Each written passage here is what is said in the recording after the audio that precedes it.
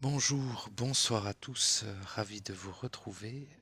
Petit audio spontané, n'est-ce pas? Pour vous dire que oui, il n'y a pas nécessairement de jugement comme on pourrait le croire, c'est-à-dire quand je parle de jugement, n'est-ce pas? C'est en rapport avec la pénitence, le fameux péché originel, machin truc. Alors, pas que ça soit, en fait, tout ça n'est pas, alors, ce n'est pas réel. C'est-à-dire que ce n'est pas ce que c'est dans ce qui se rapproche, peut-être pas de la vérité, mais du réel. C'est-à-dire que mais ça n'est pas non plus un mensonge et une illusion totale. Cette histoire de «dette» entre guillemets, heu, de jugement dernier, de comment ils appellent ça déjà?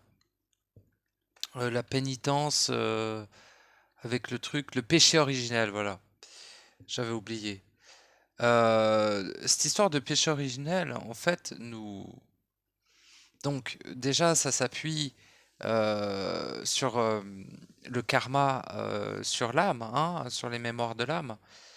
Donc évidemment et ça veut nous faire croire, hein, sous cette tournure-là, évidemment, après ça a été repris, hein, cette histoire de péché originel, ça a été repris, n'est-ce pas? Et c'est utilisé, n'est-il pas? Eh bien, pour nous faire culpabiliser, hein, dans énormément de sectes, qui se font passer pour des religions, actuellement sur terre, il y a encore énormément d'êtres, heu, qui sont entrapés, n'est-ce pas? Dans cette croyance, quoi. Heu et cette croyance, en fait, finalement profonde, que l'on est là car nous avons péché, vous voyez? Alors que ça a été, en fait, toutes ces informations-là qui ont, la plupart, permis de former des religions ou des sectes sont à la base des informations, d'un certain savoir instantané. Donc, ce que contient initialement l'information que les êtres ont après, interprétée, puis après ils en ont fait des livres, puis après il y a eu plein de croyances, plein de trucs. Mais initialement, tu le sens que c'est tronqué, tu sais, quand il dit: «Le péché originel».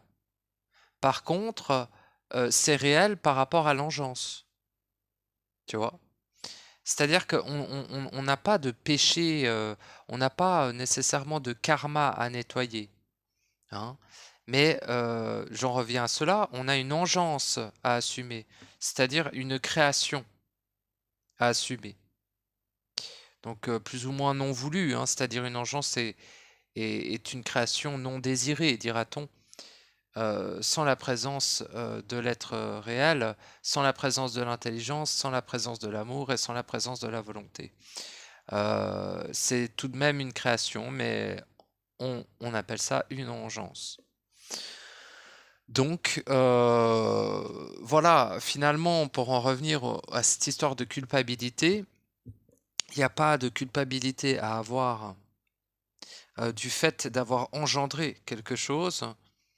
Il n'y a pas non plus de culpabilité à ne pas avoir, ce qu'il faut pour l'instant, dira-t-on, pour traiter cette engeance immédiatement. Le fait est que, tout le déséquilibre, toute la corruption a comme source l'engeance. C'est-à-dire, une sorte de dissociation entre le créateur et sa création. L'engeance est engendrée par de nombreuses, sources. Il y a de nombreuses sources d'engeance. Il y a aussi d'innombrables sources de création, évidemment. Et pourquoi est-ce que je ne parle pas de la création ou des sources de création? Car, pour l'instant, ce qui est important à traiter, ce qui est urgent à faire, ce qu'il est intelligent à accomplir, c'est de s'occuper de l'engeance. Car bien que cette histoire de culpabilité originelle, de péché originel, cette histoire de karma, etc., est évidemment quelque chose de tronqué qui est utilisé contre nous, donc comme mensonge, comme manipulation, évidemment, pour tromper les âmes avant qu'elles ne donnent le lead, la souveraineté, n'est-ce pas, à leur étincelle. Donc, ces tromperies sont innombrables. Il serait bien trop long de les détailler une par une dans les profonds détails qu'elles contiennent, mais pour en faire une certaine globalité, tout ceci est basé sur du savoir instantané initialement, puis une fois est tronqué, puis étant fragmenté, tronqué, dissocié, diffracté, ils obtiennent une information qui, bien qu'elle est initialement de la vibration du savoir instantané, a été complètement transformée et après est servie aux êtres qui écoutent, aux êtres qui entendent et aux êtres qui disent. Peu importe, hein, que ce soit des discours de certains êtres connus ou moins connus, que ce soit des livres ou différentes autres méthodologies qui permettent finalement de contrecarrer le savoir instantané. C'est une tentative finalement de le remplacer par des notions tronquées de croyances au lieu que ça soit du vécu, du vécu, tout simplement.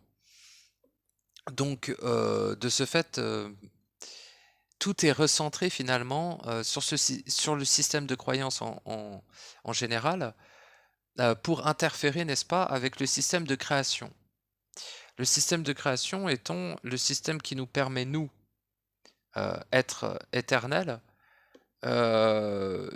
d'agir, tout simplement, le système de création.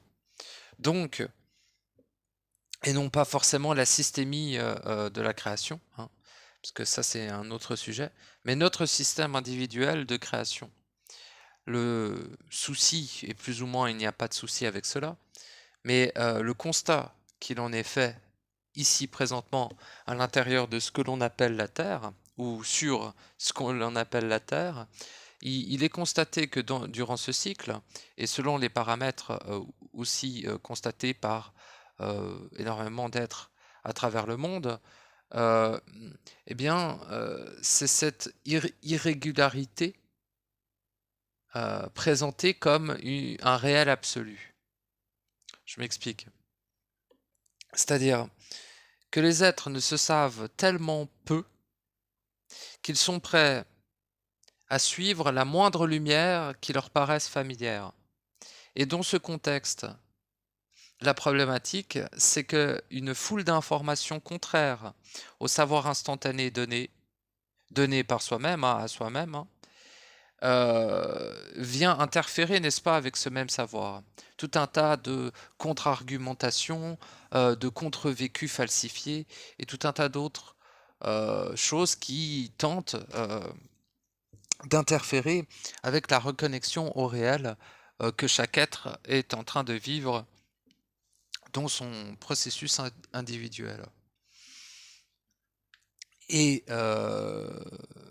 se basant sur un certain nombre de croyances, il y a un problème, c'est que maintenant on aurait une tendance à rejeter toute l'information. Et le problème de ce rejet en bloc des informations anciennes, hein, c'est-à-dire de ce qui a pu, comme information, avoir été dans la Bible, c'est-à-dire que, en gros, je vous explique, tout ce qui a été écrit a été falsifié, évidemment, mais il ne faut pas étudier ces ouvrages, tu vas prendre 10 ans pour étudier des trucs qui sont tronqués, non.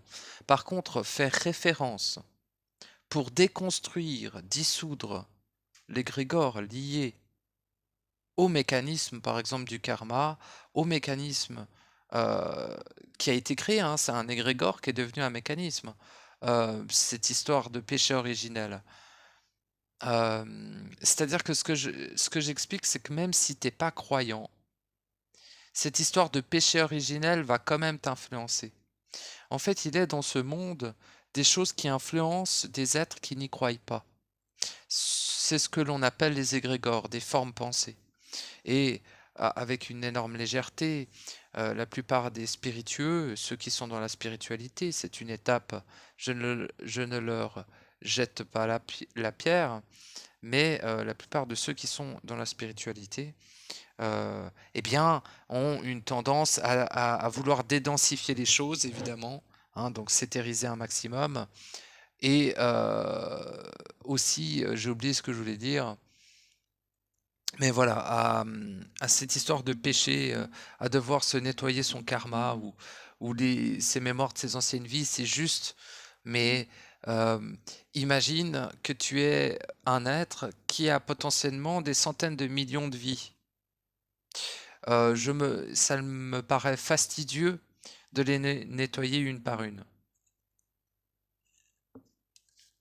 Et comment ne pas omettre certaines engeances si tu ne le fais pas un par un avec précision? Donc, par rapport à ça, c'est pas la bonne approche. Enfin, c'est pas la bonne approche. C'est une approche, mais est-elle foncièrement efficace et te permet-elle d'aller dans des profondeurs d'accomplissement, hein, j'entends, sans fournir un effort colossal, de devoir annuler quasiment toutes tes actions depuis que tu as vu le jour en ce monde, il y a des centaines de milliards d'années. Donc je te garantis que tu as meilleur temps finalement euh, d'aller t'occuper de ce que je parlais dans mes autres audios, de l'engeance dans le corps. Et le problème, c'est qu'il y a une grande propagande qui voudrait venir t'interférer avec des informations contraires et qui sont vérifiées de différentes manières. Donc, qui paraissent entre guillemets véridiques et qui pourraient te faire croire finalement à plein de choses. C'est très très large. Disons que maintenant que les religions ne fonctionnent plus, ils utilisent d'autres biais pour nous empêcher à accéder à notre savoir instantané individuel. Le tien, quoi. Hein. Pourquoi est-ce que c'est une sorte de guerre de savoir? C'est que le but n'est pas de se gaver de savoir. Le but est de savoir ce que tu as besoin de savoir au moment où tu as besoin de le savoir pour agir en conséquence. Et ceci est extrêmement précis. Tu ne cherches pas du savoir. Tu vis des événements qui nécessitent la présence de ton savoir instantané. C'est extrêmement différent. Ce n'est pas une galvanisation de l'ego qui recherche à savoir toute chose. C'est un centrisme de l'être entier qui permet un positionnement pour réceptionner le savoir de toute chose au moment opportun, au moment où c'est absolument vital et nécessaire finalement, dans l'ensemble, de l'avoir, ce savoir. Tu ne le détiens pas, tu y accèdes lorsque tu en as besoin. Lorsque l'événement te le demande. Lorsque le vécu interne te le demande. Lorsque toute chose vient résonner avec toi, ce savoir en correspondance à ce que tu vis dans l'instant, eh bien, t'es transféré instantanément. Donc ça, c'est une capacité que la totalité des êtres ont. C'est ce que j'ai appelé le savoir instantané, ce que d'autres ont déjà appelé le savoir instantané. Le terme savoir instantané vient effectivement de la sphère supramentale, si je ne dis pas de bêtises. Et voilà, c'est eux qui l'ont mis, entre guillemets, en lumière. Arrêtez de chercher des ennemis partout. Il est certes vrai que le supramental fait un certain nombre d'erreurs, évidemment, comme tout mouvement de recherche. Mais si vous voyez la gueule des mouvements spirituels, parfois le mouvement supramental, bien qu'un peu plus froid, je vous l'accorde, expose des mécanismes un peu plus profonds tout de même.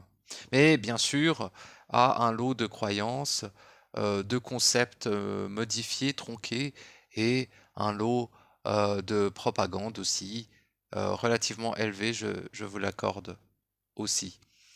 Tout mouvement finalement est infiltré ici, tout mouvement sera infiltré, par quelconque, modification, dissonance, certaines formes de possession des êtres qui prennent la parole et cetera. C'est ça, tout peut aller extrêmement loin simplement pour tronquer, une vibration ou certains propos. On s'imagine très difficilement que l'on peut être à la porte de son auto-libération d'un moment à l'autre, selon un déclic sur un audio de quelqu'un, une phrase entendue, un écho, un lointain souvenir à l'intérieur de soi qui renaît et on le revit comme un instant très fort. Bah, tout ceci peut créer des étincelles qui, permet finalement, d'actionner le mécanisme, de notre processus individuel de façon extrêmement rapide. Donc on ne peut jamais savoir à l'avance où on est réellement un être dans son processus. Ce qu'il est clair, c'est qu'il y a énormément de choses qui sont mises en place pour interférer notre accomplissement de notre processus individuel. Donc, de ce fait, à vous aussi de mettre en place tout un tas de choses qui peuvent paraître, qui peuvent paraître anodines, mais qui sont extrêmement importants, car dans les détails, vous pourriez effectivement préciser la puissance de manifestation de votre capacité de création. C'est-à-dire qu'il, pour moi, est intelligent d'assumer son engeance pour récupérer une certaine légitimité en tant qu'être créateur. C'est-à-dire que, initialement, vous êtes créateur, mais initialement, vous n'avez pas engendré d'engeance. Actuellement, vous avez engendré des engences, vous êtes toujours créateur, mais vous êtes aussi amnésique, parce que vous vous prenez pour un humain et vous avez un peu de peine à vous décoller de ce concept, dira-t-on. Et vous croyez que le savoir, le réel, est autant un concept que l'illusion dans laquelle vous pataugez, depuis, votre venue ici, comme nous pataugeons tous là-dedans. Quand je dis vous, hem, c'est plus un, comment? Comment ça se fait que j'exprime ça? C'est pour dire que qu'importe le temps que tu patauges dans l'illusion, ce qui est important, c'est les instants lorsque tu crées du réel. Tout le reste n'a pas réellement d'importance. Je suis pas en train de te dire ce qui a de l'importance ou non. Je suis en train de te dire que par rapport au fait d'assumer le fait d'être un créateur, d'assumer le fait d'avoir une capacité créatrice que l'on ne contrôle pas nécessairement, heu, te donne un sorte de statut différent. Déjà, un rapport avec toi-même dans un respect beaucoup plus profond, car tu acceptes autant les choses merveilleuses que tu as créées, autant les choses infâmes, ignobles et dégénérées que tu as engendrées. Et ce fait d'assumer ces 2 polarités, pourrait-on les voir ainsi, mais je ne les vois pas comme une polarité. Assumer ces 2 choses, en tant qu'être, me paraît en fait être, une sorte de confirmation que tu es prêt à assumer ce que tu es. Vois-tu? Tu n'es plus du même statut, que l'être réel, éternel, créateur. Amnésique. Tu es toujours un peu amnésique, mais tu assumes ce que tu peux assumer sur l'instant où tu l'assumes.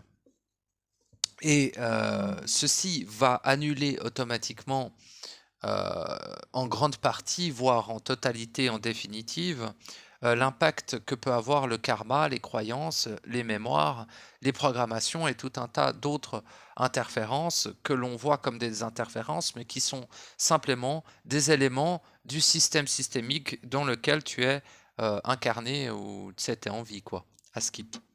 En tout cas, tout ceci, ici est intelligent dans l'ensemble, mais tu n'es pas obligé d'avoir ces éléments pour fonctionner avec cet ensemble, c'est-à-dire ici.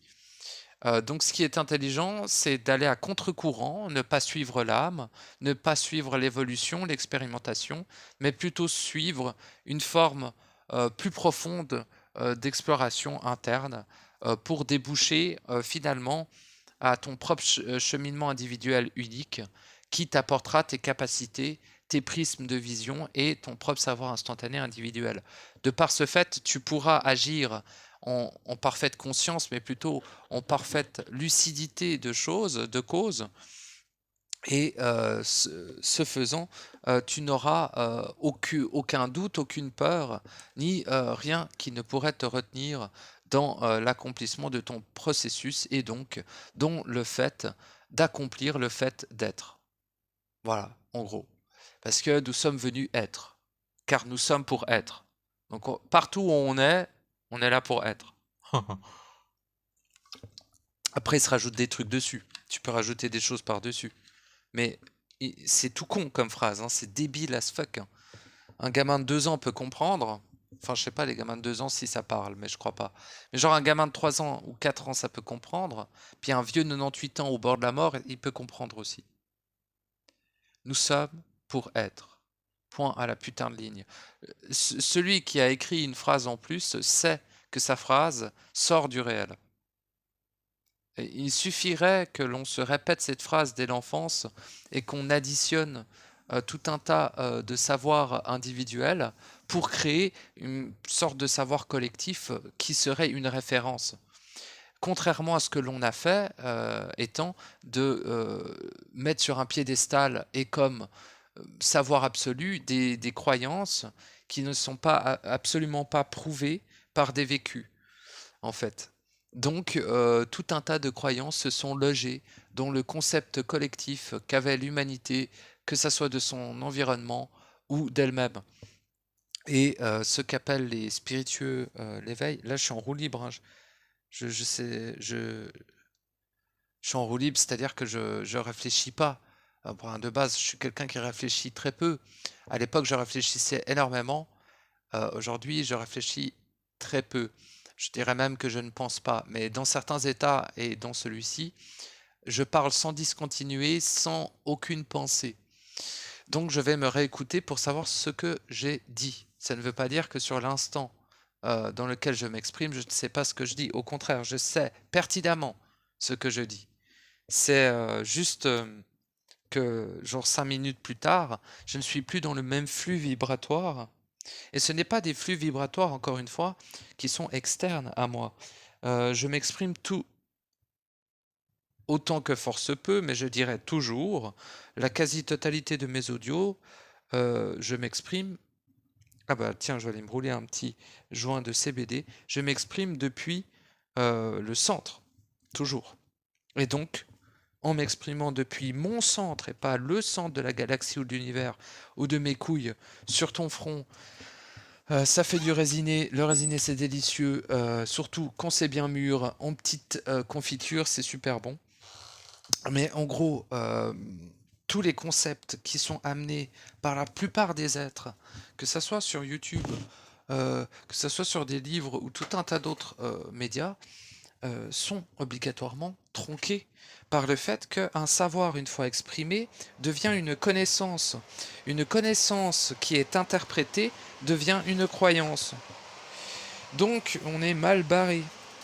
Si on arrive tous avec nos concepts, nos croyances et nos façons de voir les choses, il est vrai que du point de vue de celui qui nous écoute, de ne pas rentrer dans des affirmations absolues lui donne beaucoup plus d'espace.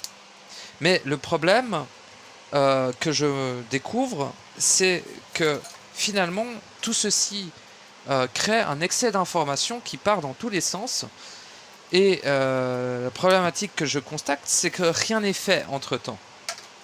C'est-à-dire que lorsque tu recherches de l'information, que tu écoutes des audios, que tu t'écoutes toi-même... Ah d'ailleurs, il faut que je réponde à un... Ça me fait penser écouter soi-même. Il y a quelqu'un qui m'a écrit un commentaire, il faut que je le félicite, parce qu'il m'a dit qu'il avait commencé à s'enregistrer. Et j'ai oublié de lui dire que c'était merveilleux. N'oubliez jamais un truc, ça fait un moment que je le dis déjà, enregistrez-vous. parlez-vous. C'est urgent. Je sais, ça fait plus d'une centaine d'années, ou voire bien plus loin, en tout cas depuis votre naissance, que des gens vous clament que c'est l'apocalypse, vous disent que c'est la merde, que tout est urgent, que c'est dangereux, que blablabla, la troisième guerre mondiale, blablabla, je sais. Et je fais partie probablement, dans votre liste individuelle, d'un de ceux de plus qui vous disent « maniez-vous le cul, on n'a plus que ça à foutre, c'est la fin, blablabla ». J'essaye de le faire de manière un peu plus intelligente, en exprimant certains mécanismes qui non pas prouveraient, mais qui étayeraient mes propos quelque peu apocalyptiques. Mais ce qui est important de saisir, c'est que tu ne peux jamais savoir à quel instant, même si tu as accès au savoir instantané, tu ne peux jamais savoir à quel instant ton énergie initiale est épuisée. Donc pars toujours du principe que le jour d'après sera peut-être le dernier de la totalité de ton existence. Et je sais que les humains, ça leur pose pas de problème de mourir. Parce qu'ils nous disent tous, soit j'ai qu'une vie, machin, et puis après je meurs, puis c'est pas grave, et puis il y a le noir, et il n'y a plus rien. Mais pour un être éternel créateur, qui initialement a créé la totalité de toutes choses, je suis désolé, je sais que ça peut paraître de l'orgueil, mais si j'étais toi, je voudrais ne pas cesser d'exister. Et cesser d'exister est encore une merveilleuse libération. Avant cela, tu seras sûrement transformé en archonte, en démon, en ange ou tout un tas d'autres saloperies, comme j'aime à le dire. Donc voilà, à toi de choisir, n'est-ce pas, ce que tu vas être à chaque instant. Et bien sûr que ceux qui te parlent d'apocalypse, de destruction, de je ne sais quoi, oui, tu le sais qu'en partie ils disent des conneries. Tu le sais qu'ils sont en partie manipulés. Tu le sais aussi qu'ils le disent par amour. Ils pourraient fermer leur gueule, hein. Mais tu le sais aussi que ce n'est pas parfaitement exact ce qu'ils disent. Par contre, tu le sens en toi-même. Que c'est pas juste des mecs vieux fous complètement possédés qui savent pas où ils vont. Tu le ressens. Tu sais qu'en chaque instant, c'est potentiellement ton apocalypse individuel en chaque instant. C'est-à-dire qu'en chaque instant sur cette terre, tu peux disparaître à jamais dans les limbes de l'inexistence, quoi. Et je sais qu'il y a plein de gens qui se disent, bah de toute façon j'ai qu'une vie, c'est pas grave. Ouais, bon. Bah tant mieux si tu le vis ainsi, hein, j'ai envie de dire. Mais donne-toi peut-être une chance d'en avoir une deuxième. Au lieu de déjà baisser les bras, parce que là tu vas finir dans le néant, corrompu, puis c'est tout. Puis très bien. Bah belle fin à toi. Super. Mais bon, ça dépend à quoi tu aspires. Hein? Quelle est ton inspiration? Inspiration à l'intérieur de toi. Qu'est-ce que ton être veut faire? Veut-il disparaître à jamais? Si c'est sa volonté, c'est cela que tu vas vivre. Peu importe ta volonté à toi. Par sache que le problème, c'est que nous vivons encore dans une sorte de schizophrénie entre le personnage et l'être réel éternel. Tant que le personnage n'a pas été dissous à 100%, je sais bien que la plupart s'illusionnent d'avoir dissous leur personnage, mais je suis navré de vous l'apprendre que je n'ai pas encore réellement rencontré quelqu'un qui a dissous à 100% son personnage. Quand je dis dissous de son personnage, c'est éventuellement aussi de s'en faire son allié. Hein. Vous pouvez le maintenir dans une certaine existence sans forcément l'annihiler à 100%. En tout cas, faites-en quelque chose de votre personnage. Hein. Personnage étant, je le rappelle, ego, âme, conscience. Hein. Donc voilà. Je vais me faire un sirop. Tout.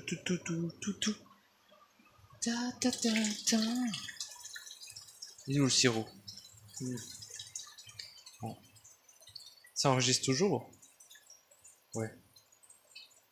Bon. C'est sympa, quoi. Et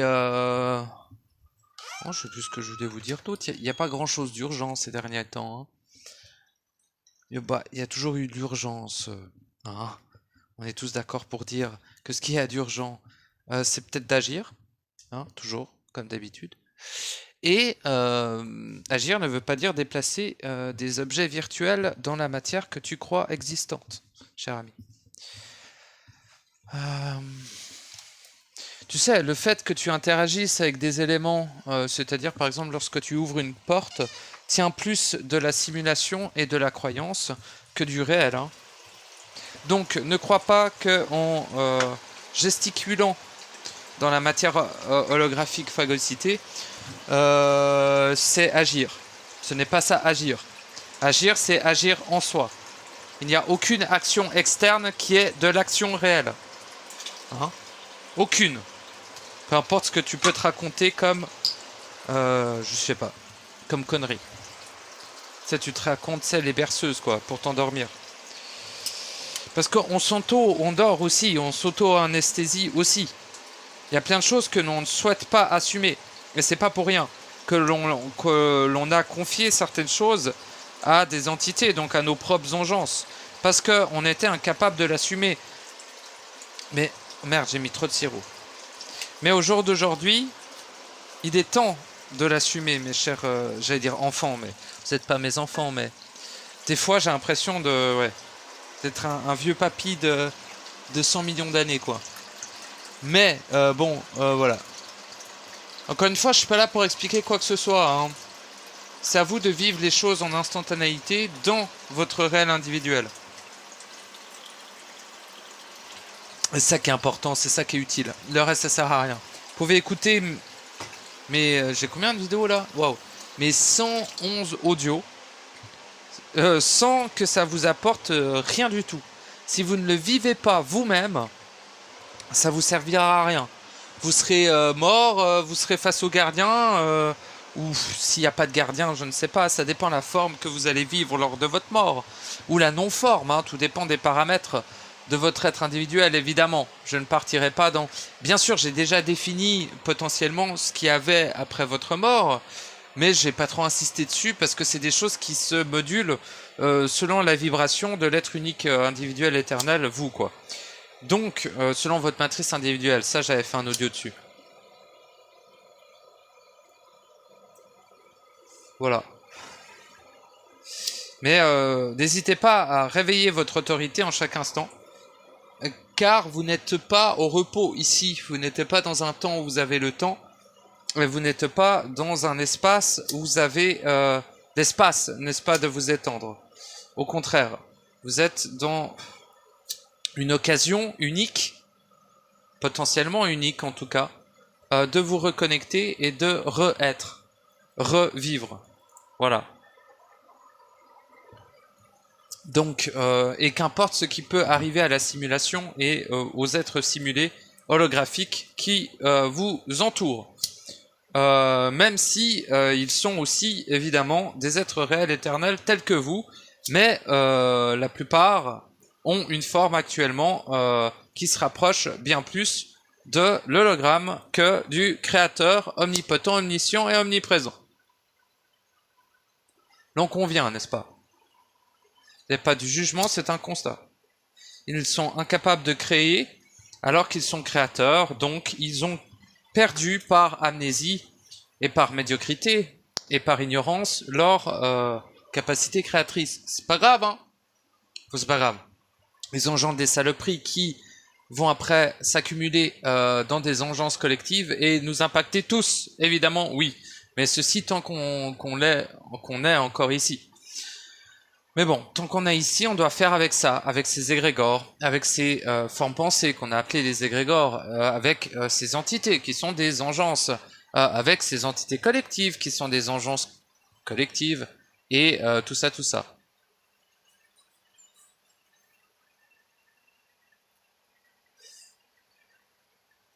Voilà.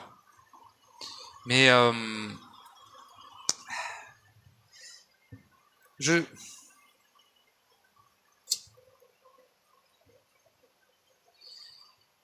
sais pas comment dire ça, mais à un moment donné, il faut cesser de chercher. je me suis auto-défini comme un extrêmement fervent chercheur. Avant de me trouver, évidemment. Mais, et ça s'est réduit de plus en plus. Le fait de chercher. Jusqu'à trouver en instantanéité sans que je demande rien du tout. Sans que je ne désire quoi que ce soit. Voilà. Mais bon, ça c'est une forme différente d'approche de l'information, j'imagine. Hein. Tout le monde a plus ou moins sa capacité qui lui est propre. Mais la lecture du savoir instantané est extrêmement aussi individuelle, hein, évidemment. Mais ce que j'aimerais vous faire éventuellement capter, c'est qu'à un moment donné, il faut cesser de chercher pour agir avec ce que tu as trouvé déjà. Parce que sinon, tu aurais tendance à ne pas assez construire de bases solides.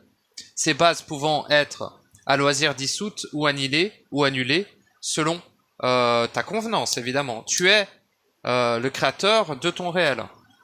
Tu es aussi l'architecte de ta propre destruction et tu es aussi le démiurge, la saloperie incarnée, la plus dégénérée et dégueulasse que la création dans sa absolue totalité n'ait jamais connue. Car tu es un être créateur corrompu, amnésique, qui, au lieu de créer en amour, en intelligence, en respect et en volonté, tu engendres en amnésie, en corruption, en dissonance, en diffraction, en émanation diffractée, avec tes émotions, tes pensées, tout un tas de biais. Donc, tu vois d'autres à l'extérieur de toi être bien plus malfaisants que ce que tu es, mais ce que tu ne comprends pas, ce que tu ne sais pas, ce que tu ne vis pas, ce que tu n'as pas la lucidité d'accepter, c'est que tu es toi-même à l'origine de la corruption initiale, de l'engeance fondamentale, de l'engeance première. Voilà. Bienvenue au club. Hein. Et ceci n'est pas pour te culpabiliser de quoi que ce soit. Ceci est pour que tu assumes, et en assumant cela, bien tu ne génères plus de vibration, tu ne génères plus générer de la vibration à l'extérieur de toi, je veux dire. Hein. C'est-à-dire de l'engeance, parce que quand ça sort de ton corps corrompu, archontique, constitué à 60% de vide, c'est-à-dire nous sommes des gigasaloperies d'espace, hein, dans un terme purement au niveau de l'ADN, saloperie dans le sens chimérique du terme, hein, plutôt, c'est-à-dire extrêmement instable, extrêmement agressif, extrêmement dégénéré en termes de vibrations émanées, et extrêmement corrompu en termes d'interpénétration de la totalité de la création, qui peut interpénétrer l'humanité à cause des paramètres aussi, hein, de son corps physique. C'est aussi pour ça que le corps physique est à la fois le levier de torture des bourreaux aux esclaves, hein, donc de ceux qui contrôlent l'humanité de l'humanité, évidemment, mais c'est aussi un levier contraire pour l'humanité, en tout cas l'être emprisonné dans un corps humain, c'est de faire le levier inverse pour finalement faire en sorte que son corps rempli de ses engeances lui fournisse l'énergie nécessaire pour manifester son réel, pour créer son réel et pour éterniser tout ce qu'il fait, tout ce qu'il touche, tout ce qu'il agit, tout ce qu'il émane, tout ce qu'il tolère dans son périmètre devient réel, tout ce qui l'émane devient réel. Toléré dans son périmètre, c'est-à-dire que tout ce qui va venir interchoquer ou traverser votre réel va se charger de cette vibration sans que vous l'influenciez forcément. C'est-à-dire que votre simple présence créera des événements, des éléments autour de vous et dans la vie des gens qui vous entourent, même si vous les connaissez pas, non pas de manière positive, mais les rapprochons du réel, évidemment. Voilà, comme un émissaire, vous devenez un émissaire du réel. Et c'est votre métier principal. Vous pouvez travailler à côté, mais peu importe l'endroit où vous vous trouvez, vous êtes une porte vers le réel. Et c'est merveilleux. Mais ça demande d'assumer son engeance aussi. Si vous n'assumez pas votre engeance, bah, vous restez ici. En vrai, il y a moyen. Vous pouvez repartir, mais vous devrez revenir. En tout cas, quand je dis vous restez ici, c'est que vous devrez revenir si vous assumez pas votre engeance. Vous savez, c'est un peu le même truc qu'il y a 6-7 mois quand je vous expliquais d'assumer son ombre, d'assumer sa lumière, de rejoindre les deux polarités, de fusionner les deux. C'est exactement la même chose, mais en plus profond. Voilà. En des couches plus atomiques de ce que l'on exprime habituellement. Donc voilà, mais j'imagine que je me répète énormément dans mes derniers audios. Mais écoutez, c'est ainsi, c'est de ça que je veux parler, et donc c'est de ça que je parle. Peu importe si j'en parle pendant 10 heures, eh ben j'en parlerai pendant 10 heures.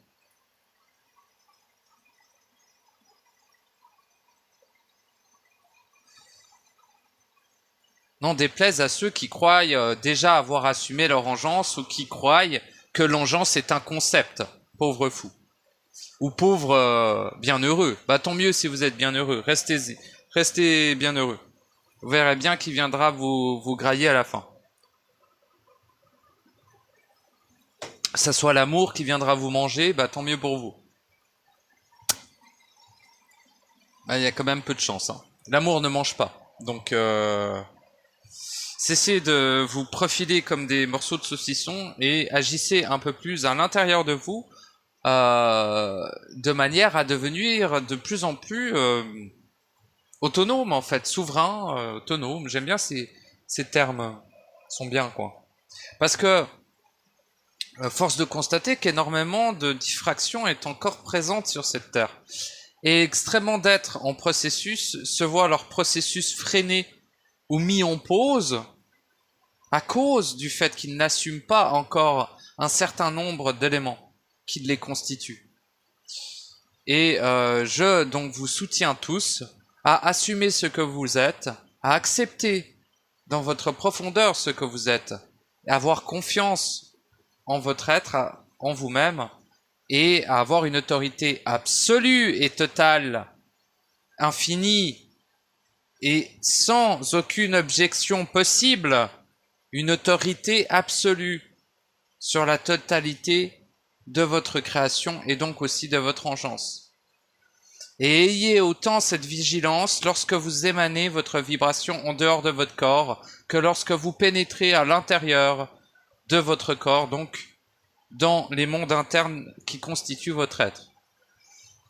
N'oubliez pas, si vous cherchez quelque chose à l'extérieur, vous vous perdrez à chercher quelque chose qui n'existe pas, car c'est le reflet de quelque chose qu'il y a à l'intérieur et qui existe bel et bien. Donc, cessez de perdre votre temps à chercher à l'extérieur quoi que ce soit, retournez à l'intérieur de vous-même et allez chercher ce que vous avez besoin pour être. Voilà, je vous fais des gros bisous. Je vous dis à bientôt. Pour d'autres audios qui sont prévus, il y en a 2 de prévus. Normalement, ça devrait arriver incessamment sous peu.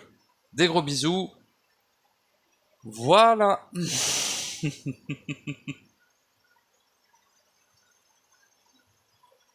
Ah, et puis, ben, mettez un petit commentaire et un petit pouce si vous êtes content. Voilà.